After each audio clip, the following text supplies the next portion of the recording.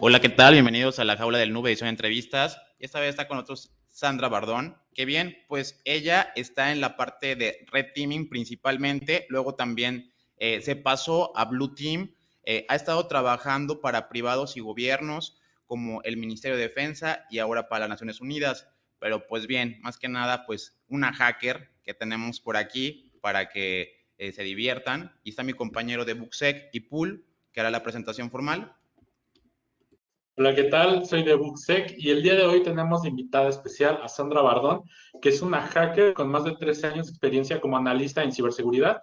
Ha trabajado para importantes empresas realizando y gestionando proyectos para clientes de alto perfil. Tiene amplia experiencia en investigación, docencia, pentesting, red teaming y también caza de amenazas, análisis forense digital y respuesta a incidentes. Es un verdadero honor tenerte en esta nueva entrevista, Sandra. Bienvenida. Muchas gracias, chicos. El honor es todo mío. Un placer. Gracias a nuestro patrocinador HackPy Security podrán obtener un 10% de descuento en su nueva plataforma de formación en todos sus cursos con el código JAULA10. En verdad, no se lo pueden perder.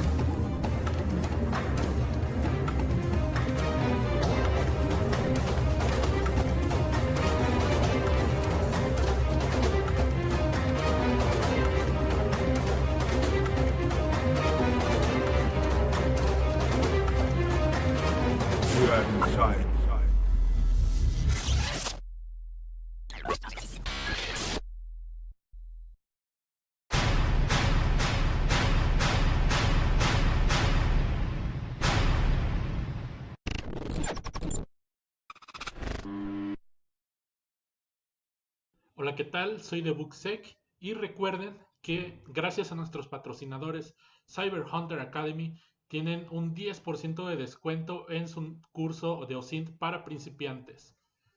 Simplemente se van a site cyberhunteracademy.com, OSINT para principiantes, y hasta abajo se pueden ir a matricularme ya, pueden agregarlo al carrito y justamente aquí ingresan el código La Jaula OSINT. No se lo pueden perder.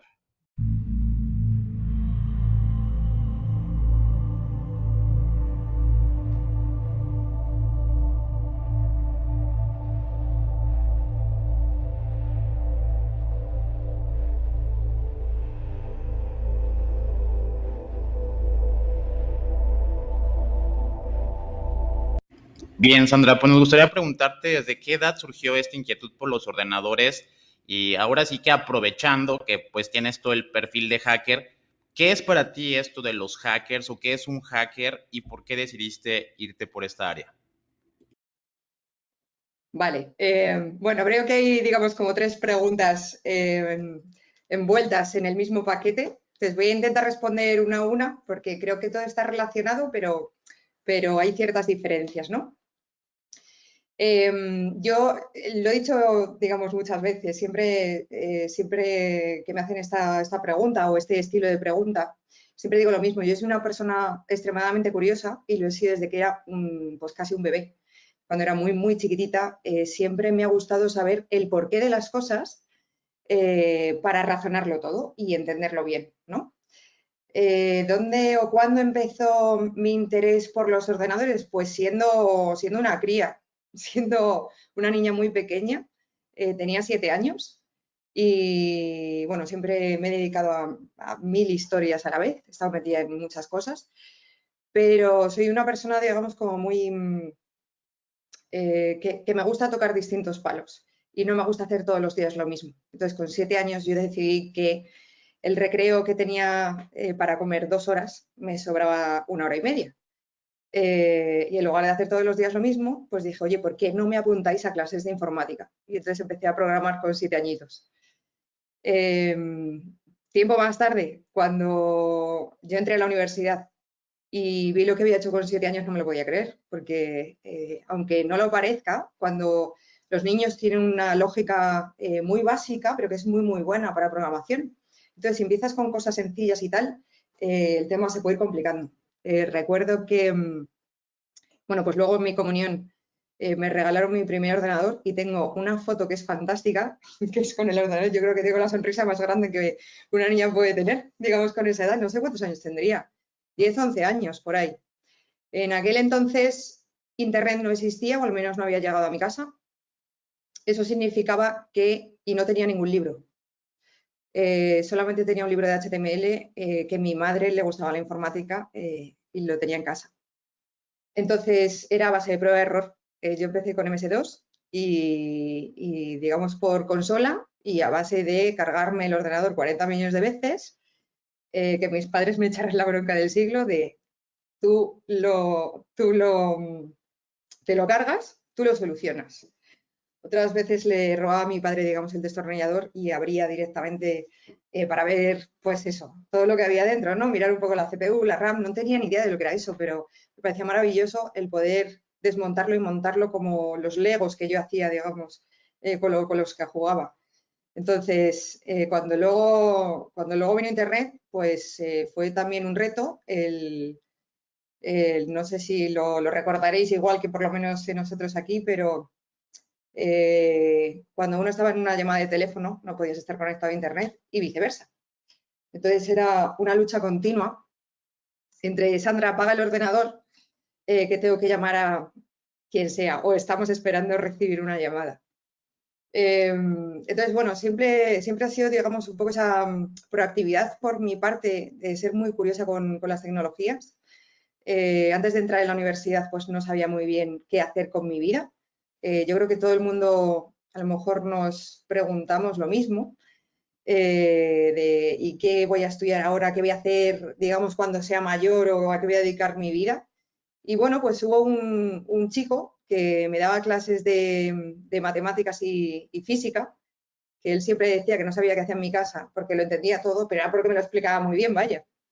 Y entonces él estaba estudiando telecomunicaciones y me empezó a explicar, digamos, un poco cómo funcionan los diodos, transformadores, todo este tipo de cosas. Empezamos a analizar circuitos juntos y dije, oye, esto tiene buena pinta. Entonces tiré por ahí directamente. Bueno, creo que hay una cosa que tenemos en común. No sé si todos los hackers o todas las personas un poco geek. He sido muy, muy, muy fan de todas las videoconsolas desde que era muy pequeña. Intentar sacar todos los trucos y, digamos, intentar saltarme algunas pantallas. Pero desde que era pequeña se ponía la cara súper roja de llevar muchas horas jugando y mis padres apagaban de botonazo, digamos, la consola. Entonces yo entraba en cólera y en pánico.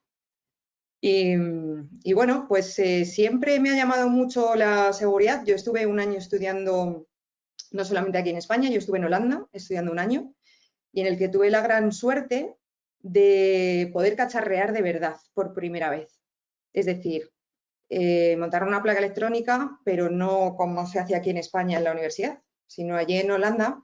Ellos consideran que tú puedes leer un libro y que no hace falta que nadie te lo explique, que te busques la vida, básicamente. Yo siempre he sido muy buscavidas, pero que lo hagas de verdad. O sea, es decir, la placa la creas tú con los químicos, te pones a soldar, te pones con el Eagle digamos, a diseñar absolutamente todos los caminos de comunicación y demás. Bueno, podría tirarme hablando todo el día de eso. Entonces, yo creo que ha sido un poco un conjunto de todo. Y allí tuve la oportunidad también de empezar con algunas asignaturas un poco más en serio, no lo que yo podía chequear en foros y tal, de temas de seguridad. De hecho, yo antes de irme a estudiar allí, bueno, pues me llamaba muchísimo la atención todo este tema. En mi proyecto fin de una de las carreras que estudié, bueno, pues fue la teoría del caos aplicada a la criptografía, que ningún tutor quería llevármelo porque no sabía nada de eso. Y dije, da igual, que yo me busco la vida yo sola, sin problema. Y yo creo que ese es un poco quizás el alma de lo que podríamos llamar un hacker, ¿no? No tienes por qué ser un hacker simplemente a nivel de ser un pentester o ser un red teamer y demás. Puedes ser un hacker de la vida, de tener esas inquietudes, de no darte por vencido, de ser, digamos, muy, quizá cabezota, podría llamarlo, ¿no? De buscarse la vida por uno mismo, porque nadie va a venir a resolvértelo, y saber gestionar muy bien la frustración, porque nada se consigue a la primera. Muchas veces te das cabezazos contra, digamos, el mismo camino de lo que estás probando y no te das cuenta que justo tienes la solución muy cerquita tuya. Entonces, eso se puede aplicar con ordenadores, todo tipo de tecnología y con cualquier cosa en la vida en general, porque al final, cuando hablamos, por ejemplo, de ingeniería social, bueno, esto está muy bien decirlo ahora, pero esto ha existido de toda la santa vida. O sea, es decir, al final también es saber negociar, también tener esa picardía, ¿no? Para llevar a la gente a tu propio terreno, sin que se dé cuenta, además. Entonces, son cosas cotidianas, por así decirlo, o tener ciertas skills que a lo mejor no tiene todo el mundo, o que a lo mejor tiene ciertas personas, pero que aún no se han dado cuenta, porque no lo han potenciado del todo, ¿no? Entonces, bueno, pues como bien habéis comentado, yo empecé en la parte de Blue Team, me encantaba el forense, me encantaba, porque precisamente es eso, siempre me gusta saber el porqué de las cosas, cómo ha ocurrido, cuándo, de qué manera, o sea, es decir, tirar del hilo y establecer ese timeline, ¿no? Por ese motivo también estuve metida en Incident Response, la parte de Threat Hunting también, digamos que está todo bastante unido, pero hubo un día que me dieron la posibilidad de, oye Sandra, ¿te apetece entrar en el Red Team? Y yo ya, no es que no hubiera tocado nada antes, yo por mi cuenta, digamos en mi casa, fuera del trabajo, en los fines de semana, por las noches, pues siempre me he puesto a cacharrear yo sola, ¿no? Y bueno, me dieron esa oportunidad y no la dejé pasar, la verdad. Y desde entonces pues me metí de lleno en la parte de pentesting, en la parte de red teaming, purple teaming, al final está, digamos, todo unido, ¿no? Parece que somos dos grupos muy independientes, que nos damos mucha caña, las cosas como son, pero que al final somos todo parte, o sea, está todo relacionado al fin y al cabo.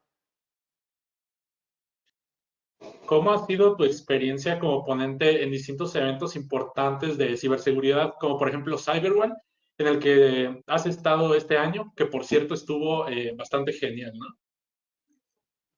Pues la verdad que me lo pasé muy bien en CyberWall, pero no solamente en CyberWall, sino digamos en todos los congresos que he tenido la oportunidad de asistir, y no solo de dar ponencia, no solamente en CyberWall, no sé, en Hackron este año también estuvo súper bien, jornadas CCN, o sea, es decir, es que hay un montón de congresos, cada uno, digamos, tiene su chispa diferente, porque creo que no es que esté orientado a un público objetivo distinto, sino que el enfoque puede ser distinto o quizás a lo mejor algunos congresos son más técnicos, más frikis, más geek, y otros congresos son más a nivel de gestión y demás, pero el alma de todos ellos para mí es el mismo.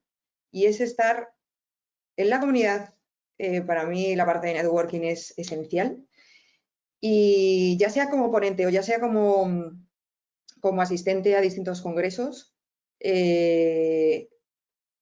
lo que me ha permitido es cada vez, digamos, tener mi círculo más grande, de conocer gente nueva, gente que no tenía absolutamente ni idea de qué existía. He asistido a la charla simplemente porque a lo mejor me llamaba mucho la atención el título de la ponencia, y me he quedado completamente impresionada. Entonces, el poder tener la oportunidad de hablar con gente que yo ni siquiera conocía y demás, pues, oye, al final pueden formar parte de tu círculo o incluso pues, ser un referente para ti, ¿no?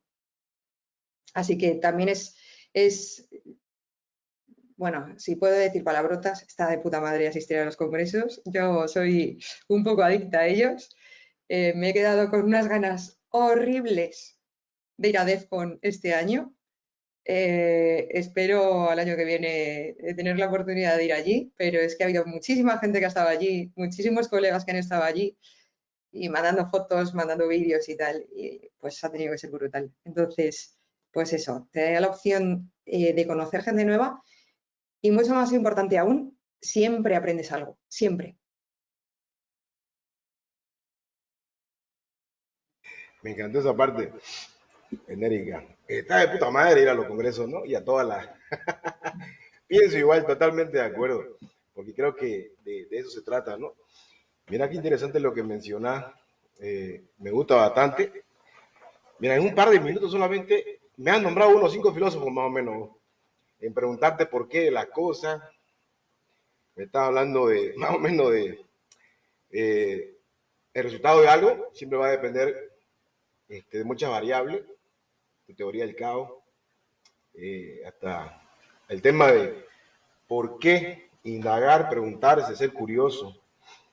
De eso se trata, ¿no? Y yo creo que eso te destaca bastante, porque, mira, de Blue Team, Red Team, o sea, me estás hablando de 7 años, de tus 7 años, o sea, tus 10 años, o sea, yo, hello, estaba comiendo tierra, creo, o sea, yo, ¿te das cuenta? Entonces, Bueno, yo también, ¿eh? Yo jugando a las canicas. Comía tierra y tenía un computador, ahí está, ¿no? Yo me acuerdo muy bien de ese momento, igual cuando recibí la primera vez un computador, que tenía clave, tenía contraseña, me acuerdo. No la tuve después de varios años, increíble. Y ahora yo le tengo que cambiar la clave a todo. A veces así pasa. Blue Team, Red Team, imagínate. Qué locura. Ahora, ¿sabes qué me da curiosidad? Para vos, más de ese punto de vista, llamémoslo, ¿te das cuenta de lo que me acabas de decir? Teoría del caos en criptografía. O sea, desmenuzármelo un poquito, ese concepto que tenés y eso lo que yo sé que te gusta y te apasiona bastante y puedes explicarte porque a mí me encanta esa parte y me gustaría que lo hagas más a tu estilo, porque tu estilo es súper natural, me he dado cuenta, solamente escuchaste un par de minutos y como vos te sientas cómoda, meterle filosofía, meterle un poco de indagación, lo que vos querrás, pero así en tus palabras, más o menos, ¿qué te llevó a eso? Ese concepto como tal. Pues es una buena pregunta, porque además de esto hace ya un montón de años. Yo, cuando hice ese proyecto, espera, déjame pensar, fue hace como 15 o 16 años cuando lo hice. Y lo hice y ahí se quedó, vaya. Pero es que me estaban proponiendo hacer unos proyectos, digamos, para programar una serie de cosas que para mí, vale, estaban bien, pero eran algo más. No, ¿sabes? Decir, no tenía esa parte disruptiva de decir, ostras, es que con esto realmente voy a aprender de verdad algo útil o no, bueno, no lo sé, ya veremos. Yo no tenía absolutamente ni idea, pero a mí los retos me encantan y yo no sé dar un no por respuesta. O sea, es decir, el no ya le tengo, voy a por el sí. Esa es mi filosofía. Entonces, ¿por qué vi eso? Pues porque, no sé, visualmente, bueno, siempre me ha gustado la fotografía y demás, y la parte de los fractales en la naturaleza me parecía curiosísimo. Y a mí la parte de matemáticas siempre se me ha dado muy bien. Quizás a lo mejor por el chico que venía a mi casa me explicaba de una manera súper práctica las matemáticas y lo pillé enseguida. Y para mí las matemáticas era como hacer crucigramas, vaya, me encantaba. Digamos que a lo mejor tengo la cabeza, digamos, un poco orientada hacia ese lado, ¿no? Y al final mi proyecto, digamos, no fue llevado a la parte práctica, sino que era toda la parte de base matemática y demás, porque nosotros consideramos el caos, a ver cómo lo explico, digamos como un caos absoluto, igual que la redundancia, donde no hay absolutamente ningún orden. Pero es que con el paso del tiempo, todos los sistemas tienden a ser estables. Y ahí es donde entra precisamente el poder con ese caos donde termina o donde empieza la estabilidad. A partir de ahí es donde podemos enviar un paquete a través de un canal de comunicación para hacerlo seguro.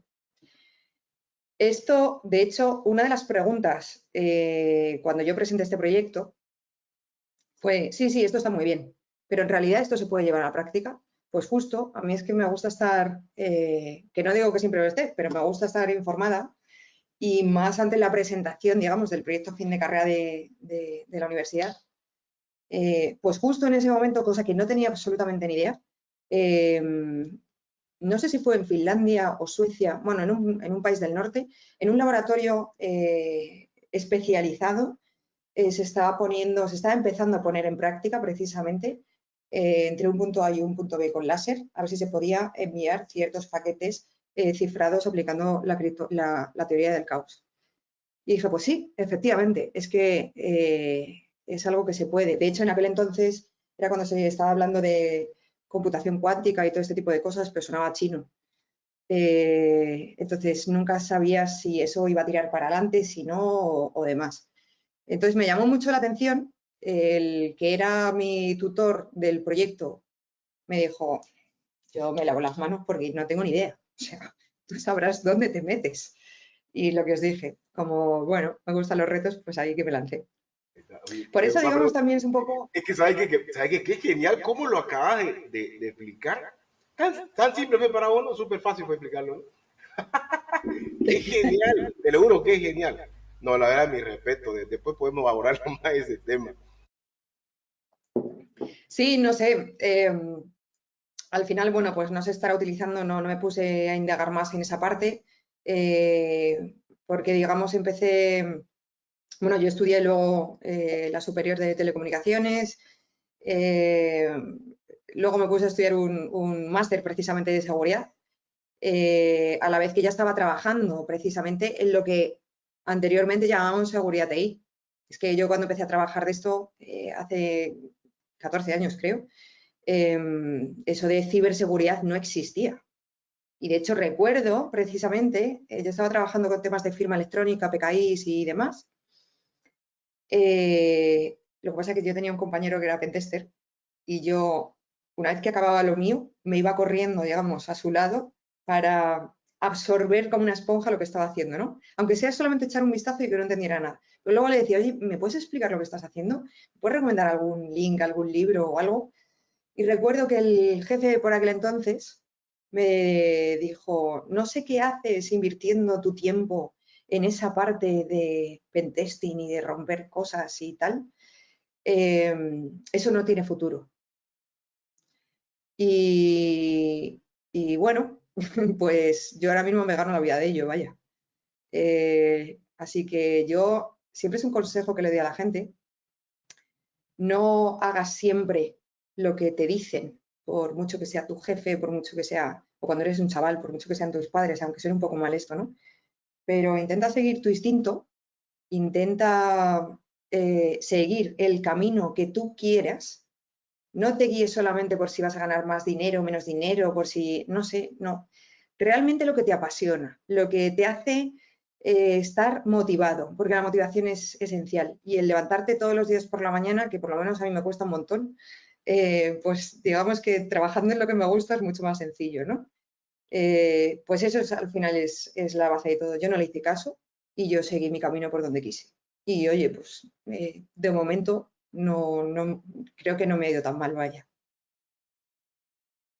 Has comentado bastantes puntos muy interesantes, la verdad, desde pues esta cuestión, ¿no? De las tarjetas de circuito impreso que uno genera a base de cloruro férrico, esa es una parte bien padre, la parte de programación también es algo muy importante. Estas ciencias aplicadas, la cuestión de ¿cómo se llama esto? Matemáticas aplicadas justamente en ingenierías de datos, ¿no? O sea, es también un mundo muy grande. De verdad es que has estado recorriendo como muchos puntos de vista de la informática, de la ciberseguridad.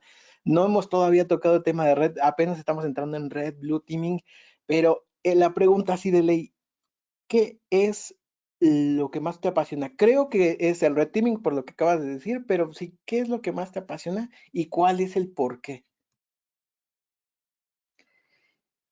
De entre todo lo que he tocado, lo que realmente a mí me mueve el alma, que me hace vibrar, es la parte de red teaming, sin dudarlo. ¿Y por qué? Pues porque cada día es distinto. Todo es un reto, todo. Y mañana no va a ser igual que hoy. Y el siguiente ejercicio de red teaming no va a ser igual que el anterior.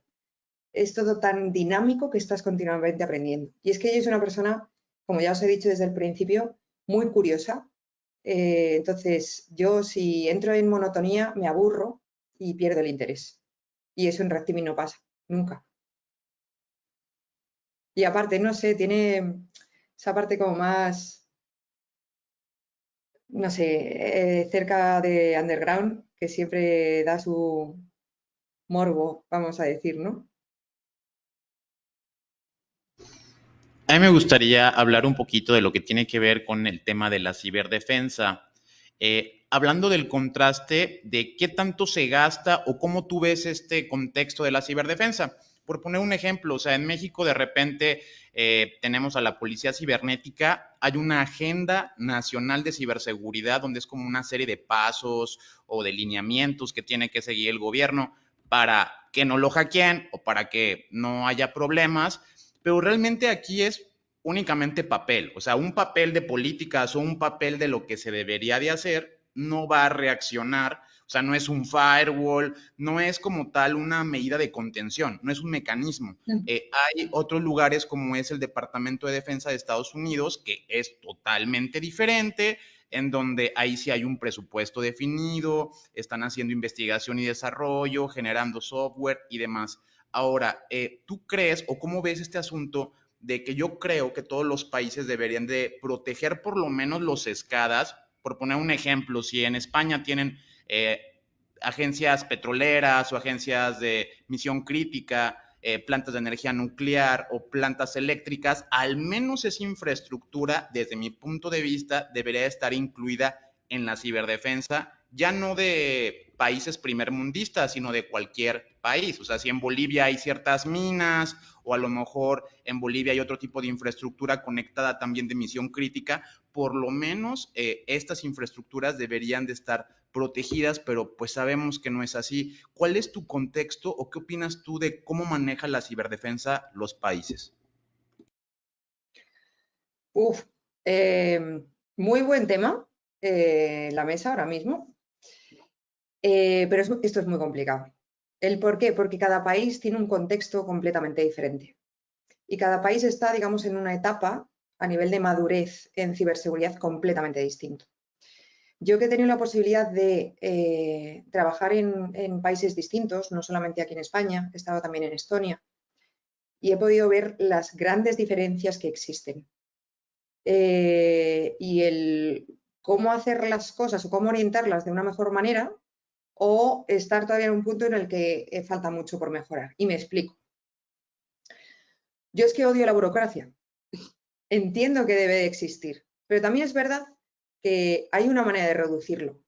Es decir, el papel está muy bien, pero el papel no soluciona nada. Es papel mojado. Esto es como las palabras se las lleva el viento, ¿no? Pues el papel se moja y se deshace. Entonces, con eso no hacemos nada. Y no es solamente cuestión de invertir o tener tal presupuesto y entonces por eso nos gastamos tanto en firewall, tantos en SIEM, tantos en endpoints, tanto, o sea, los recursos, que son las personas con ciertos skills muy determinados, también son muy importantes, no solamente la tecnología. Esto es un conjunto, digamos, de distintos actores. Evidentemente todo depende de un presupuesto. No podemos comparar el presupuesto de Estados Unidos con el de otros países. No, pero también es verdad que no podemos comparar que ellos llevan muchos años preparando esto. Que ellos tienen, digamos, dentro del ejército una unidad específica para temas ciber, pero no solamente Estados Unidos, sino también hay otros tantos países igual. Entonces, a mí no me gusta, digamos, comparar países, ni me gusta comparar, por ejemplo, distintas unidades en una empresa o comparar distintas empresas, porque creo que las comparaciones nunca son buenas. Quizás sí me gusta fijarme en quién está mejor para yo llegar ahí, ¿no? Entonces, volviendo, digamos, un poco al tema del papel, se pueden hacer las cosas, porque yo lo he visto, sin tanto papel, sin tanta burocracia y sin tantos pasos para llegar a la parte técnica y ser lo más productivos posibles en el menor tiempo posible. Esa es la clave. Y hay países, o sea, Estonia lo está haciendo. Y al final fue porque recibieron, perdonadme la expresión, un ostión enorme en 2007 con el blackout que hubo, que en teoría fue Rusia, pero que, digamos, confirmación 100% no la hay. ¿Y eso por qué ocurrió? Pues porque, digamos, tiraron abajo algunos monumentos rusos o prorrusos. Y bueno, ellos venían de hace unos años de, bueno, pues de estar, habían obtenido hace poquitos años la independencia por completa de Rusia, ¿no? Entonces, digamos, hubo una reacción y hubo un blackout de todo el país. ¿Os podéis imaginar el no poder sacar dinero del banco, no poder... O sea, es que al final no puedes hacer nada porque está, no voy a decir todo, pero casi todo conectado. Entonces, ¿qué es lo que ocurre? Que se pusieron las pilas. Y se pusieron las pilas para hacerlo bien, hacerlo rápido, porque necesitaban esa rapidez. De hecho, por eso se creó allí fue uno de los motivos, vaya, el Centro de Excelencia en Ciberdefensa de la OTAN, pero es el país el que se puso las pilas. Y evidentemente yo no puedo comparar Estonia con Estados Unidos, no puedo comparar Estonia con España, no puedo compararlo con, o sea, no se puede comparar con ningún otro país porque nivel de madurez es distinto, presupuesto es distinto, número de ciudadanos es distinto. No es lo mismo implantar una solución digital para 1 millón de personas que para 10 o para 57 o para... Entonces, y los contextos son distintos. Pero si un país ha podido, oye, ¿por qué el resto no? Vamos a dejarnos de tantos papeles. Yo es que he sido un poco más pragmática y a tiro hecho, y eso lo aprendí muy bien allí en Estonia, porque son muy así. Entonces, digamos, ese es mi consejo o mi punto de vista, digamos. Fijarnos en quién lo está haciendo realmente bien y que, digamos, van a por todas. Cuando a nivel de arquitectura y demás, que yo lo he podido conocer, está muy bien hecho, está bastante bien securizado, pues vamos a fijarnos en quién lo hace bien, ¿no? Si esto no es cuestión de inventarnos nada que otros no hayan hecho. Entonces, en lugar de darnos con el látigo de es que todavía seguimos intentando arrancar y demás, es que todo el mundo ha empezado por el principio.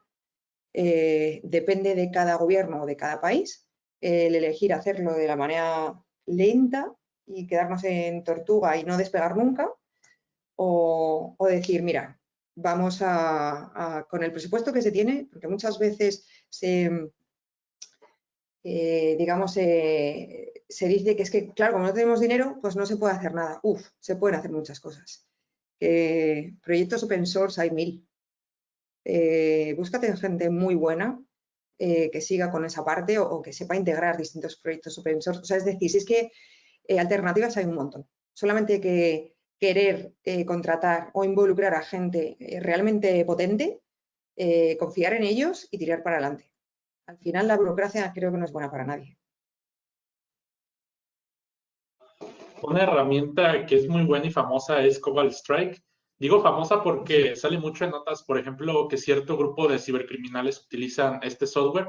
¿Podrías explicarnos sobre qué es Cobalt Strike? Y sé que muy probablemente nuestro público quiera probar esta herramienta, entonces, ¿de qué manera podríamos obtener? Vale. Bueno, a mí Cobalt Strike me flipa. Y a mucha otra gente también. A mí, evidentemente, por la parte de Red Teaming, al final es un framework, un command and control. Es de pago, no es gratuito. Es de pago y, si no recuerdo mal, creo que está por los $3.500 anuales por usuario. Bueno, no voy a decir por usuario, por servidor levantado. ¿Vale? Entonces, cada uno dirá, bueno, pues con 3.500 euros ya es más que suficiente. Yo personalmente, para ejercicios de Red Teaming, utilizo 4 o 5 servidores o más, solamente yo. Y diréis, ¿por qué? Pues, bueno, si queréis, ahora entro, digamos, un poquito más en detalle técnico, o no lo sé cómo queréis orientarlo, pero bueno, al final es un command and control que se puede comunicar, digamos, entre distintos... tú puedes levantar distintos command and control con distintas configuraciones. Tiene un lenguaje de scripting que viene muy bien porque tú customizas lo que quieras. O sea, es tan libre que puedes hacer lo que quieras. O casi todo lo que quieras. ¿Para qué? Pues para, bueno, pues ofuscar código, para hacer distintos tipos de binarios y poder ejecutarlos de manera distinta, para hacer un setup de listener diferentes. Puedes elegir, dependiendo de la configuración a nivel de networking y demás, el ser más stealthy o no. Puedes ligarlo perfectamente o puedes linkarlo con otras herramientas o con otros command and control o con otros servidores. Dentro te da, digamos, una posibilidad infinita o casi infinita está escrito todo en Java, en Java, te da una posibilidad de, ya te digo, el poder linkarlo y poder customizarlo, no solamente a ti, a la persona, sino customizarlo dependiendo de cuál sea el contexto, ¿vale? De cuál sea la empresa, cuál sea el ejercicio, cuál sea la situación a la que te estés enfrentando, ¿no? Yo tuve la gran suerte de poder conocer y trabajar con Rafael Much, con Rafi. Si lo ve algún día, fuera Rafi. Este hombre es una máquina. Es el creador de Cobalt Strike. Es una auténtica máquina. Ahora mismo desconozco si hay más personas en la empresa, pero cuando yo le conocí, creo que fue 2014. Y sí, luego durante varios años estuvimos trabajando de manera conjunta y con muchísima más gente, claro, en Logshield, en el Red Team de Logshield. Y estaba muy bien porque él es el que lo ha programado todo entero, el que hacía la parte de marketing, el que hacía la parte comercial, el que se encargaba de absolutamente todo en la empresa. Luego dijo, ostras, voy a meter otra persona más en la empresa, ¿no? Para que me eche un cable. Entiendo que ahora ha crecido muchísimo. Se utiliza también a nivel gubernamental en muchos países. Se utiliza en ejercicios de red teaming y demás. Pero tengo que decir que existe un trial que tú te puedes descargar desde la propia página web. Entonces, son 20 días, si no recuerdo mal, y es verdad que no tiene, bueno, tiene casi todas las funcionalidades, pero no absolutamente todas. O sea, es decir, lo puedes utilizar, digamos, en tu entorno de laboratorio y demás, pero cuando existe una actualización no puedes permitir la comunicación si tú tienes dos servers levantados de un Cobalt Strike de una nueva versión con una anterior, ¿vale? Esa comunicación no se da de manera correcta. Y ahora seguramente, no sé si me lo vais a preguntar, pero bueno, yo os lo voy a contar. Que existen Cobalt Strike por ahí en internet para no pagar Cobalt, para no pagar los $3.500. Existen muchos. Tú sabrás lo que quieres hacer con tu ordenador y el riesgo en el que quieres ponerte, porque todos vienen con regalo. Como es lógico, vaya, ¿no? Nadie da duros a pesetas, como solemos decir aquí en España. Tiene que haber un regalito siempre ahí. Claro. Eso yo creo que Si no, no lo que he craqueado, ¿no? Es lo que siempre digo, ¿no? Usen crack, ahí van a tener su surprise. Exacto. ¿No? ¿No es cierto? Lo que pasa es que la gente no lo sabe y dice, ah, no, me he metido en un foro de la DARC o me he metido en este foro tal y tengo un link porque bueno, he conseguido Cobalt, pero bueno, que dice Cobalt dice cualquier otro software, ¿eh? Correcto. Y boom, in your face, como se suele decir, ¿no? Pues eso, o a lo mejor no te das ni cuenta. Es así. Te das cuenta que, al observarte, veo que te das cuenta que mientras más experiencia tenemos, más aprendemos, como que es largo el recorrido, ¿no? Cada vez nos damos cuenta que no sabemos, que estamos verdes todavía. Y ahora como va el paso de la tecnología, es increíble. Yo creo que es por eso que te gusta, me atrevo a decirte, el Red Team, porque yo creo que es un ambiente en el que vos no tenés, porque ahí donde va mi pregunta, si uno las podés un poquito orientar, y para los oyentes, que en ciberseguridad, digamos, piensa que todo es ofensiva, ¿no? Pero sabemos que no es así. Y digamos, Blue Team, Red Team, un pentester, digamos, ¿no? Que siempre la pregunta, el pentester, ¿qué tiene que ver con el Red Team? ¿Qué sé yo? ¿Cuál es la diferencia? Que hay muchas, pero más allá de eso, que ahorita no puedes responder a tu manera, que me encanta que lo hagas así, de esa manera tan natural, es ahí, ¿no? Yo creo que ese es el tema, porque la pasión, la curiosidad que acabas de comentar, perdón, y de no estar quieto. Es que uno se aburre, ¿no? Es que si haces lo mismo, yo me aburro si hago lo mismo. Tiene que haber un contraste, tiene que haber algo que me mueva. Porque yo creo que cuando vos estás metido en un proyecto, no sé, investigando algo, porque la idea es cuando vos investigás, nunca hay un fin. Porque yo creo que si vos das por hecho una investigación o algo que estás abordando, ya fuiste. Es mentira, no existe. Yo creo que esto es una constante que no puedes parar, ¿no? Y es como que, y a veces que decís, ay, no puedo, vámonos afuera, tomémonos una cerveza, distraigámonos un rato y volvamos. Y que puedas comentarlo, ¿no? Eso me parece genial, ¿no? Porque yo creo que el trabajo en equipo, porque a veces yo antes pensaba, cuando trabajaba, que me encanta trabajar solo, pero hay momentos en el que no puedo. Es decir, necesito escuchar a alguien más, ¿no? Y ahí me di cuenta y empecé con el tema de... Sí, un poco difícil cuando estoy trabajando en el mismo ambiente, pero por el tema de mi ingeniería y demás, ¿no? Pero el tema es que sí me encanta, digamos, estar en contacto con alguien. Siempre estoy con audífonos, estoy escuchando y opinando algo, y a veces se nos pasan horas.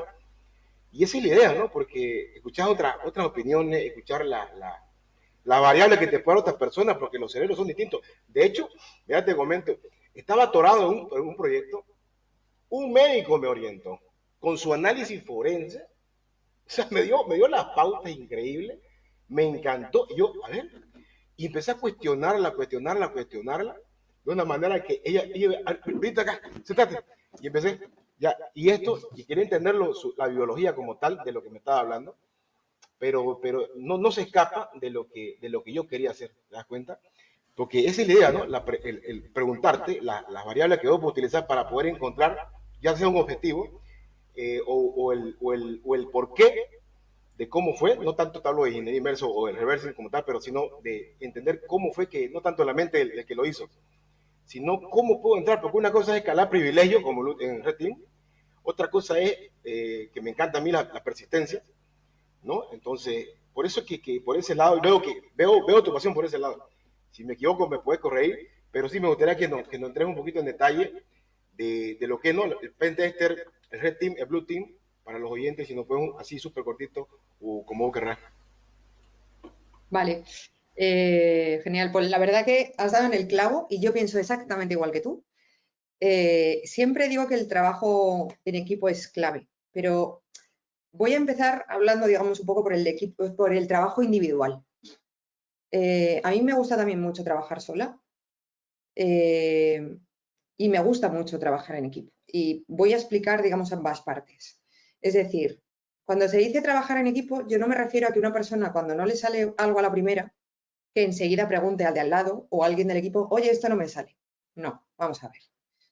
Acaba todas tus posibilidades, tira por todos los caminos que tú creas, aunque te tires un mes. Y que estás ya loco de decir, madre mía, es que ya no puedo más. Digamos, gestionar esa frustración también es muy importante, ¿no? Y el no darse por vencido, que era lo que comentaba al principio de cuando estábamos charlando. Pero cuando llega un momento en el que dices, ostras, no se me ocurre nada más. Bueno, pues es que a lo mejor hay otra persona que ha pasado por lo mismo que tú o que no ha pasado por lo mismo que tú, pero tiene otro punto de vista. Dos cabezas piensan más que una, cuatro ojos ven más que dos. Cuando estás en exploiting, o que también al final es estar con el debugger y demás, y dices, oye, mira, tengo los ojos quemados, mira a ver si le echas un ojo y tú ves algo que yo no veo. O mira a ver si algo estoy haciendo mal, ¿no? Entonces, esa parte de cooperación me parece básica. Pero es que hay veces que las ideas, por lo menos a mí, me han llegado de situaciones completamente atípicas. Es decir, tengo la cabeza que me echa humo, no puedo más, me voy a tomar una cerveza con mis amigos. Con mis amigos que no tienen nada que ver con este mundo, nada. Y hemos estado hablando de cosas banales que no tienen nada que ver y de repente he dicho, ostras, espera un momento, ahora vengo, ¿vale? Y dice, ¿pero dónde vas? Ahora vengo. Y me he ido a mi casa. Lo he probado y he dicho, bien, llevo un mes con esto. Y digamos no sé lo que ha sido. Quizás el distraer mi mente, quizás el tomarme una cerveza, que no sé, yo creo que da poderes, porque te abre la mente o te hace que te relajes un poquito, ¿no? Y hay veces que te lo encuentras en situaciones de lo más atípicas. Pero luego, volviendo otra vez a la parte de trabajar en equipo, en un Red Team, o sabes trabajar en un equipo, por muy bueno que seas, porque seas el mejor técnicamente. Mira, o tienes que saber hablar inglés, porque no solamente te puedes rodear del contexto de tu país o del contexto de habla hispana, por ejemplo. Necesitas saber hablar, entender y escribir bien en inglés. No te digo perfecto, ni que tengas un título, te digo que te entiendan, que te hagas entender y que si tienes que pasar algo rápido, digamos, por un chat, lo sepas hacer inmediatamente. Pero muchas veces en el Red Team también es lo que se necesita, esa inmediatez, ¿no? Pero esto, siempre explico lo mismo, esto es como un motor de un coche, vaya.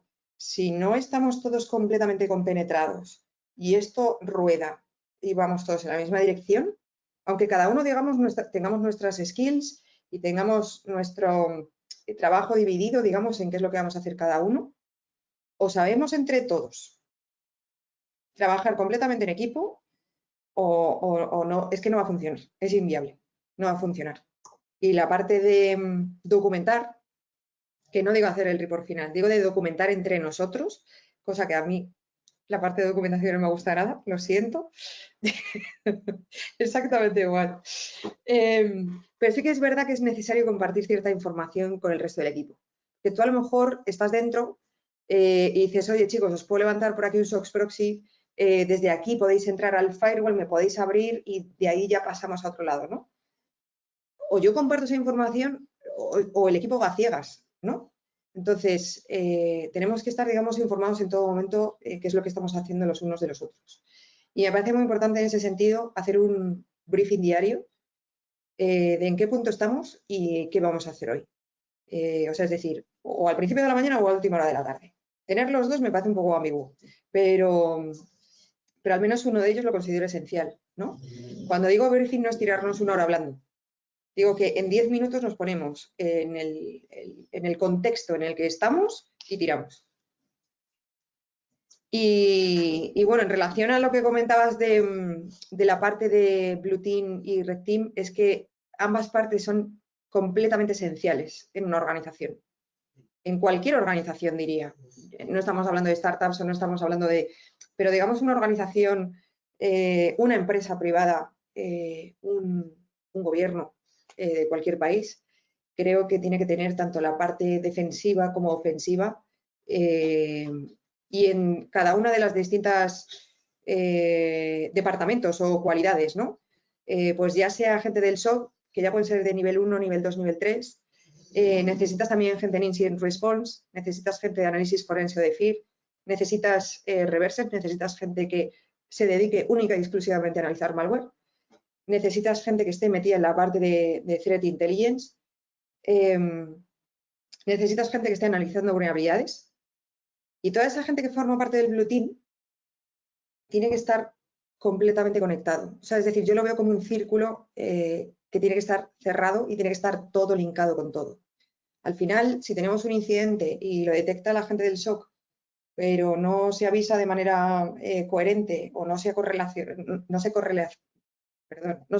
la información, digamos, con la gente de análisis de vulnerabilidades para saber si estábamos afectados por ese CV en concreto de este activo y no se pasa toda esta información al equipo de Incident Response y si ellos no están en contacto con la gente que se encarga del parte de diseño de networking de la red. O sea, es decir, es que yo lo veo absolutamente todo conectado. Y si estamos hablando de threat actors, necesitamos que la gente de Threat Intelligence nos dé esa información, ¿no?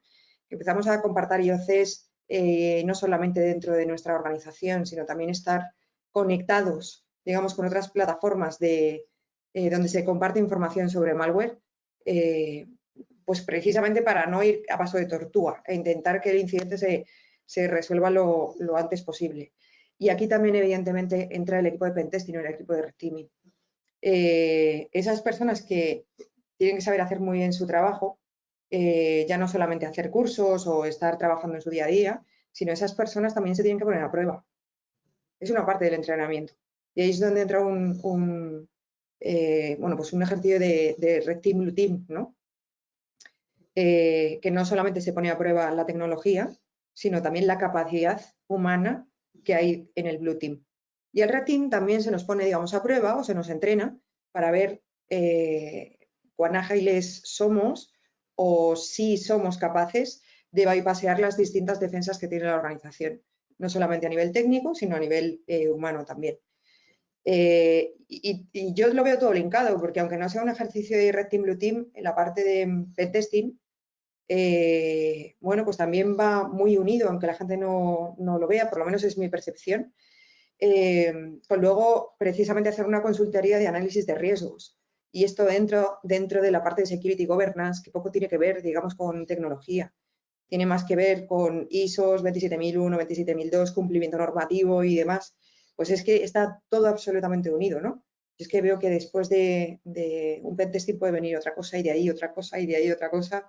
Y cuando terminemos tenemos que volver a empezar. Esto no es hacerlo una vez y se acabó. Esto es en constante evolución, porque siempre va a haber diferencias en la arquitectura de una organización, la arquitectura de red o cómo se conecta o demás, y siempre tenemos que volver a probarlo. Y ya no solamente por eso, sino si hemos detectado, digamos, que ciertos activos o ciertas configuraciones pues son vulnerables y son vulnerables de esta manera, de esta. No sé si puede haber un RCE desde fuera y luego podemos escalar privilegios, persistencia, movernos lateralmente y demás. Eso se tiene que solucionar. O sea, eso no es hacer el pentest, esto pasa muchas veces. Haces el pentest, haces un informe de la leche, te curras un informe técnico con una cantidad de detalles increíbles, luego dices, oye, mira, que estamos aquí para echaros un cable, que aquí no hemos venido a pasar un examen a nadie. Pero de verdad que si te puedo echar una mano, ¿sabes? En decirme, oye, ¿cómo harías mejor esto? Pues mira, yo sepárame el DHCP del DNS, pónmelo en 2 servidores distintos, no me los juntes. No sé, ciertas recomendaciones, pues siempre intentamos hacer luego esa parte de consultoría a continuación. Pero no sirve de nada si no se ponen medidas para solucionar todo esto que te estoy planteando en un informe, ¿no? Entonces esto hay que repetirlo de manera periódica y a veces te encuentras que el resultado es igual que el de hace 2 años. Entonces eso no tiene mucho sentido, ¿no? Al final lo que os decía, yo lo veo todo conectado y estamos todos dentro del mismo equipo, pero con capacidades distintas, diría. Wow, estuvo, la verdad es que muy... Bueno, yo os he dado aquí una charla, me he enrollado un montón, lo siento. No, está perfecto y la verdad sí empato en muchas cuestiones. Esto de, no es que sea lo más memorable ni lo que quiera enfatizar más, pero lo de la cerveza sí ayuda con la creatividad, eso sí, como que abre esta cuestión de creatividad, sirve mucho lo que es la cerveza y si lo que quieres es al contrario, no estar tan disperso y estar más enfocado, pues para eso el café. Ese es como el truco de eso. Pero bueno, es muy, Total, muy pero es que importante. tomarse una cerveza a las 8 de la mañana no es muy normal tampoco. No, en México sí lo acostumbramos a veces. Ah, perfecto. Sí, sí, sí. Está padrísimo toda esta cuestión de cómo tú estructuras toda tu organización de ciberseguridad. Bueno, toda la ciberseguridad dentro de la organización, ¿no? Cómo las distintas áreas se comunican, llegan a generar como todo el proceso para que de manera eficaz y oportuna se puedan resolver incidentes, ¿no? Incluso prevenir, que pues es lo que se busca simplemente, ¿no? Lo primero es la prevención. Ya si la prevención no bastó, pues bueno, ya venimos a ahora la contención de esa posible brecha o incluso pues ya a la cuestión esta pues remediar, ¿no? La remediación de pues la brecha que se llegó a explotar. Sin embargo, el problema a lo que nos enfrentamos distintos pues rubros de lo que es ciberseguridad es la cuestión de que se sigue viendo la ciberseguridad como un lujo, como algo que no se tiene que gastar porque pues yo para qué, yo por qué, ¿cuál es tu sentir en este momento? Digo, ahorita estás trabajando ya formalmente con estas empresas, pero ¿no te ha tocado esta cuestión de empresas que dicen, pues es que no voy a gastar eso, no tengo presupuesto, prefiero invertir en esto y en esto, no tengo para ciberseguridad en este momento? A ver, yo creo que también todo esto que estás mencionando que es una realidad, depende, digamos, mucho del contexto o de la madurez en ciberseguridad que tenga el país, ¿no? Entonces, eso sí que es verdad que ocurría en España hace unos cuantos años, cuando yo creo que lo llamábamos seguridad TI en lugar de ciberseguridad, que se veía como un gasto y no como una inversión. Y es más, casi nadie planeaba o planteaba el dedicar parte del presupuesto general de una organización o de una empresa para seguridad. Porque no, ¿para qué lo voy a poner si no nos pasa nada? ¿No?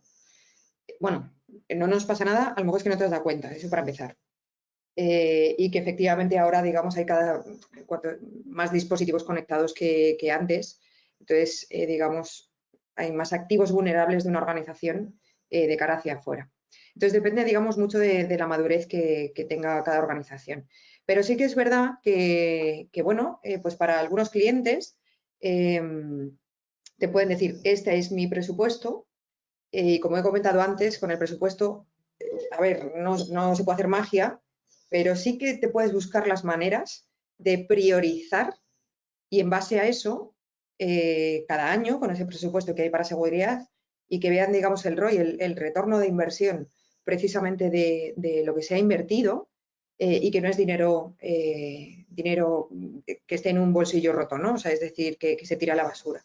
Entonces, yo creo que esa también es una parte muy importante que nosotros debemos impulsar a nivel de dirección en muchísimas empresas, que esto no es cuestión de gastar dinero, sino que es mejor. De hecho, fíjate, esta fue una de las preguntas que me hicieron, creo que fue en HackRun este año, en un congreso de ciberseguridad en Tenerife, que me decían que qué consejo le podía dar a un CEO precisamente para que invirtiera en seguridad. Y yo, mi respuesta, y voy a utilizar la misma porque creo que es muy gráfica, ¿no? Esto es como la vida real y no voy a hablar de nada de ordenadores.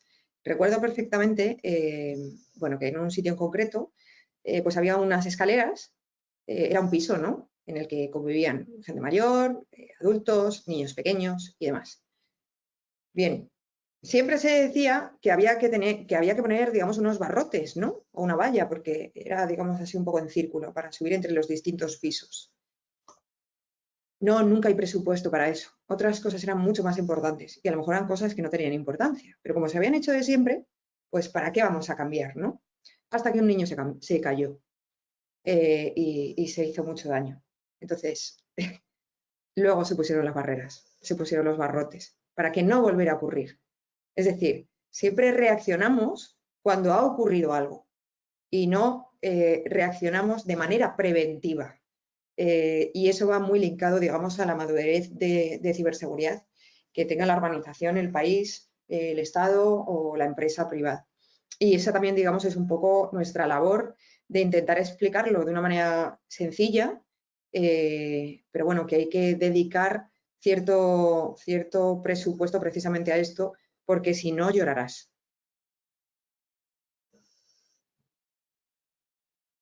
Bien, yo quiero abarcar un tema, creo que ha estado muy interesante porque pues a la mayoría de las personas que nos siguen les gusta mucho lo de pentesting, o sea, Blue Team, Red Team, o sea, directamente lo técnico, no tanto a veces como la palabrería y demás. Ahora, precisamente refiriéndonos a eso de la técnica, hay solamente dos perspectivas o dos cuestionantes que quiero sacar, que me gustaría saber tu opinión.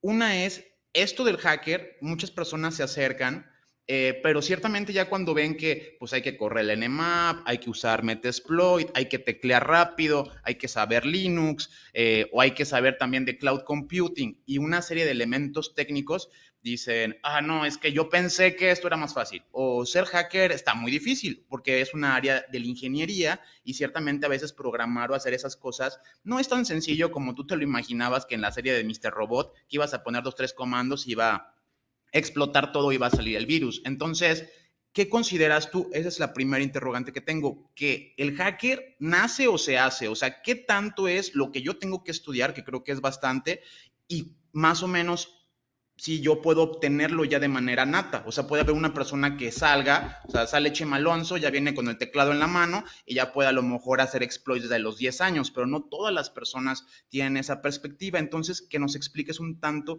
qué tanto es talento o qué tanto es algo nato y qué tanto consideras tú que puede llegar a ser técnico. Y desde el segundo punto de vista que quiero abarcar, pues estuvimos hablando ya un poco de metodología. De hecho, me gustó mucho el comentario de Rama y cómo lo estuvieron abordando en el punto de vista de que a veces la gente nomás es pentesting, tú mismo nos lo comentaste, y luego regresas a evaluar que hayan mejorado, hayan hecho un plan de remediación o hayan elevado la ciberseguridad y resulta que no. Entonces, a veces ¿qué consideras que podría ser un buen desarrollo, un buen pentesting? ¿En qué tiene que terminar? O sea, porque a veces el pentesting es, te entrego el reporte, lamentablemente creo que así viene la mayoría de las metodologías, es la entrega del reporte de pentesting, pero ya no incluyen el vuelve a hacerlo, porque eso ya entra como el security development life cycle. Entonces eso lo integran a veces en los ciclos de desarrollo, pero no está esta perspectiva de estarlo haciendo.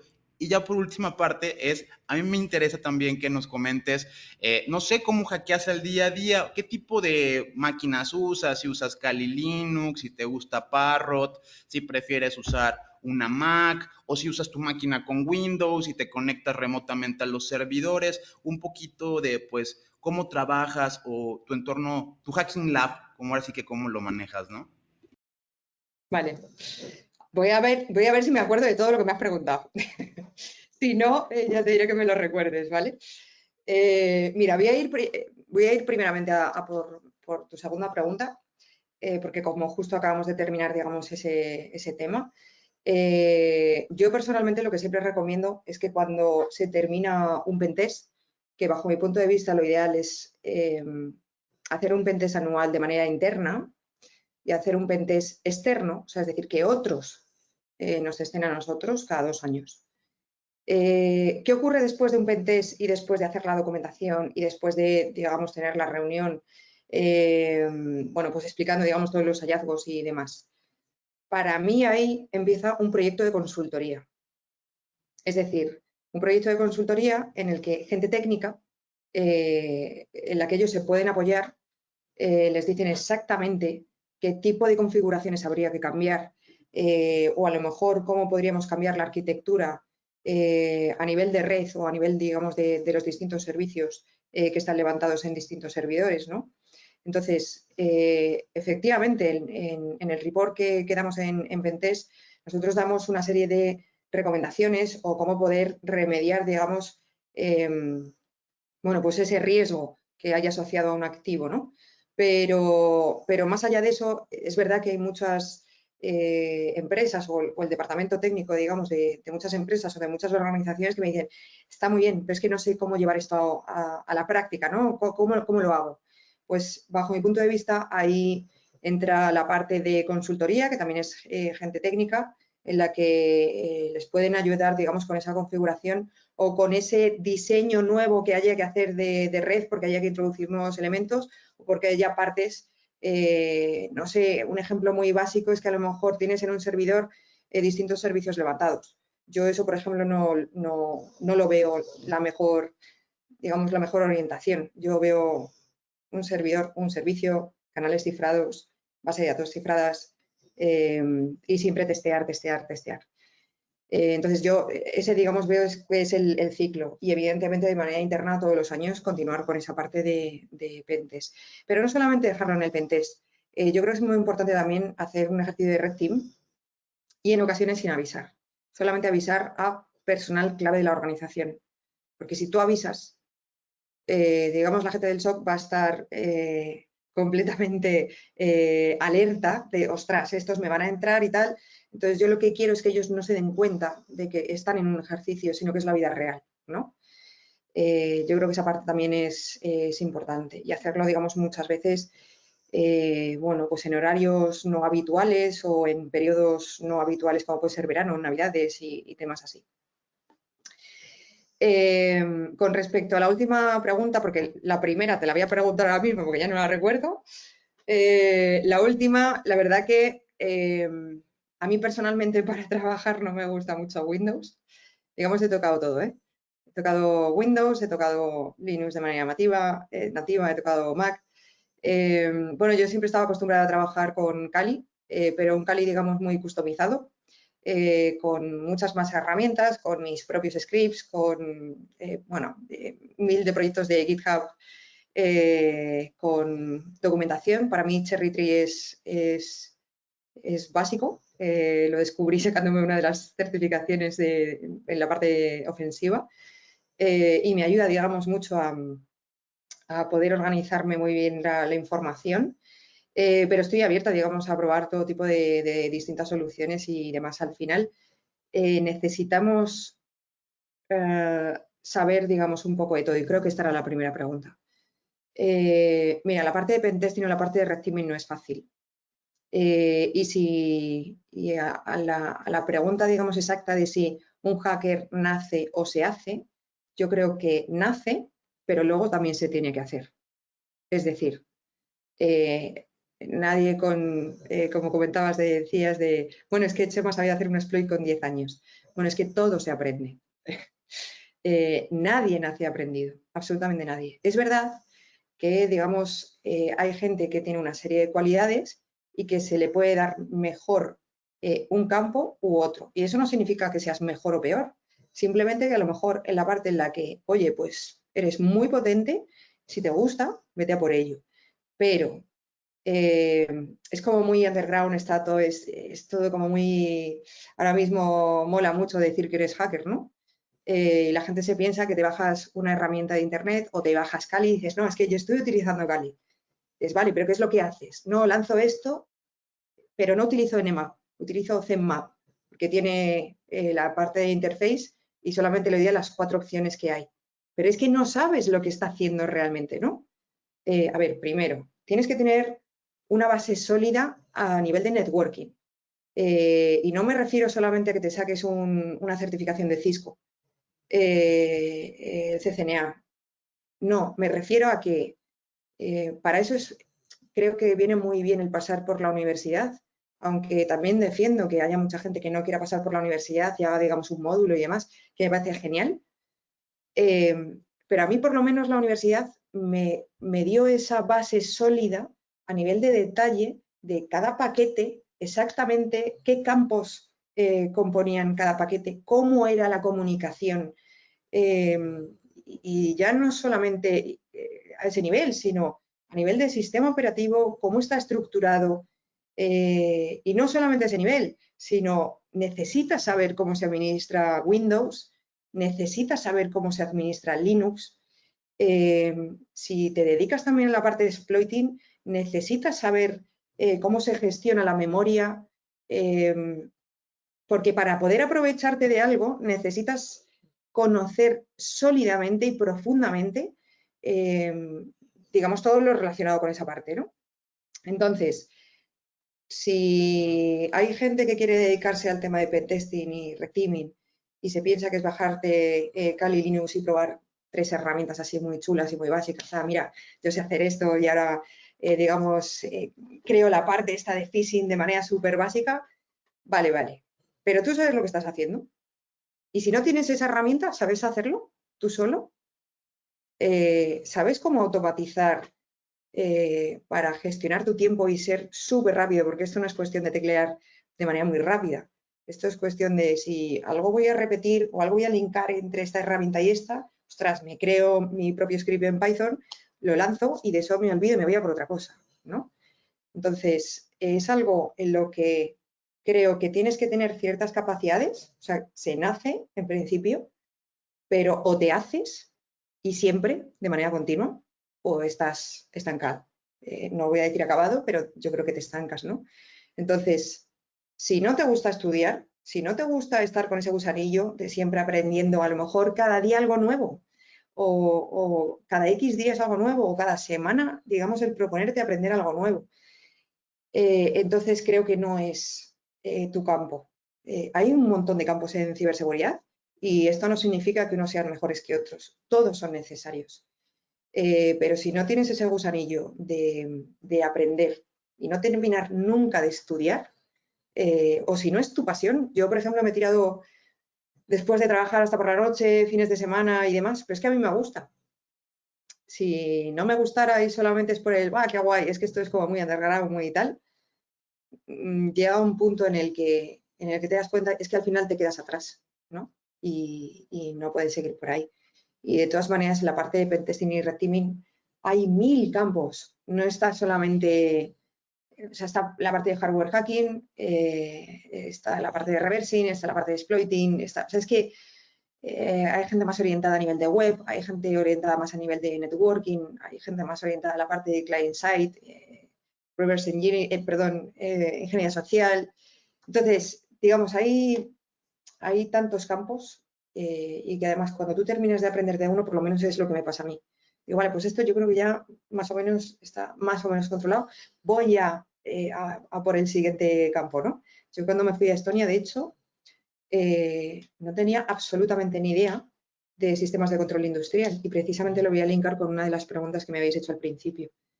Creo que securizar las infraestructuras críticas de los distintos estados es algo básico, ¿no? Y es algo muy, muy difícil también a la misma vez. Bueno, pues yo no tenía absolutamente ni idea de testear o testear sistemas de control industrial. Bueno, pues lo que os comentaba, el no ya le tengo. Quiero ir a por el sí, quiero aprender. Bueno, pues te estudias una RFC de un protocolo en concreto y te pones a estudiar. Te levantas un Wireshark y empiezas a mirar qué pasa por ahí, ¿no? Y empiezas a jugar, empiezas a toquetear, no te sale nada al principio hasta que de repente, bueno, pues empiezan a salir cositas. Y de esa parte de researching, pues es importante siempre tener esa motivación, ganas de aprender y fijarte siempre en alguien que te inspire o en los mejores o los que sean referentes, vaya, que de todo el mundo se puede aprender al fin y al cabo. De verdad, estuvieron excelentes tus respuestas, me encantaron y de verdad te admiro muchísimo, Sandra. Ostras, Saliendo, saliendo un poquito de todos estos temas, ¿cómo te despejas de tu trabajo? ¿Cuáles son tus hobbies? ¿Qué te gusta hacer en tus tiempos libres? Me encanta viajar, es una de mis pasiones porque me encanta conocer culturas nuevas. Ya estuve en México, por cierto, me encanta. Pero me gusta, digamos, visitar los países viendo, digamos, un poco la parte local, ¿no? A mí me encanta estar con mis amigos, irme por ahí a tomar cañas, como ya os he dicho antes. Antes lo tengo un poquito olvidado. Me gusta mucho la fotografía, a ver si lo retomo. Y bueno, algo no oculto, pero que no mucha gente sabe. Pero bueno, yo era bailarina por el conservatorio, me saqué la carrera. Y esa disciplina, digamos, del deporte y del ballet, creo que es muy buena para aplicarlo en el trabajo, ¿no? De respeto siempre hacia tus mayores, compañerismo absoluto y que la perfección hay que intentar ir a por ella. Soy bastante perfeccionista, aunque muchas veces por tiempo o falta de recursos no puedes, pero bueno, digamos, no vete a por el 5, vete a por el 12, para luego quedarte en un 10, ¿no? Así que bueno, esos son mis hobbies principales. Compartir, digamos, experiencias también con mi círculo, con mi gente. Oh, excelente, excelente. Tiene que haber siempre una válvula de escape, ¿no? No se puede todo el tiempo estar 24/7 focus. Aunque sí, nosotros somos así, ¿no? Eso es mentirnos. Hasta cuando vamos y tomamos una cerveza, seguimos conversando de lo mismo, así que... Pero me encanta esa parte que sí que es bueno hablar con cierto tipo de personas que totalmente opuesta a lo que vos haces, porque a veces ahí está la respuesta, a veces en lo banal, dice, no, ¿de dónde viene la genialidad? Nadie me preguntaron, ¿has tenido suerte en tu vida? No, yo creo que no es suerte, yo creo que son 16, 20 horas de trabajo, una 99, 1% de iniciativa y 99% de constancia, y sobre todo el querer hacer las cosas y seguir preguntándose lo que siempre, lo que acabas de mencionar, me parece oportuno, más allá de lo técnico y demás, como bien sabemos, la vida no es técnica, la vida es hermosa.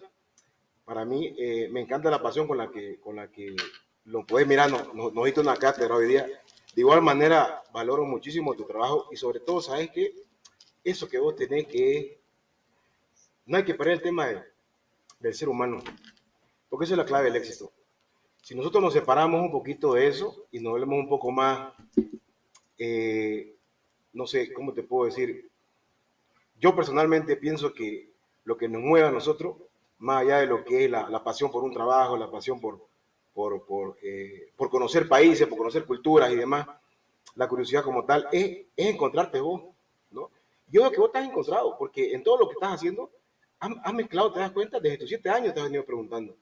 Y ahora a la corta edad que tenés, te ves guapísima, imagínate, porque se nota el semblante, la energía, todo, mira, guapa, Yo no sabía que hacías, que habías bailado y demás, sería genial. Y sobre todo ¿sabes que la empatía? Eso es clave, porque hay personas que son muy cerradas a sus cosas y demás, y uno no puede ir en el mundo cerrado. Yo pienso que tenemos que ser abiertos y mirar la tolerancia, ¿no? Que es una palabra tan sencilla, o si no, el escuchar a los demás, porque eso se trata, ¿no? Porque mira, a mí me encanta escucharte porque yo veo que nos compartís tantas cosas y eso, ¿sabes? Que me llena sobre todo personalmente, porque siempre que conversamos con alguien, me encanta ver su lado humano, porque nos encanta hablar de temas técnicos, podemos tirarle horas acá, y refutando si querés, ¿no? Porque vos me vas a plantear tu tesis, yo mi antítesis, vamos a llegar a una síntesis, no sé cómo lo vamos a hacer, pero tenemos que llegar, porque eso es trabajo en equipo siempre, ¿no? O sea, la dialéctica se va a disparar, pero al final de cuentas terminamos, ya relajemos, no sé qué, tomemos una cerveza y miremos las estrellas y seamos felices, ¿no? Porque ayudemos, le deja ayudar, ¿no? Entonces te agradezco bastante, la verdad, tus palabras y sobre todo tu tiempo. Valoramos bastante tu tiempo porque sé que andas súper busy. Y ahora, para culminar, ¿qué querés decir? Un par de segundos, lo que se te den así, ahorita así ya sin preguntarte. Me encantaría preguntarte muchas cosas sobre el metaverso, qué piensas sobre blockchain, sobre la inteligencia artificial, bla, bla, bla, pero ¿sabes qué? Ya son temas trillados. Yo quiero saber qué pensamos ahorita. ¿Qué quisiera decirme? Dale, cualquier cosa. Un mensaje para todos, para nosotros, para el podcast, para los que te escuchan, para tus seguidores, etcétera. Bueno, es que a mí la última parte que has mencionado, Paul, me parece básica y de hecho me parece la más importante. Me encanta hablar de tecnología, me encanta, digamos, friquear.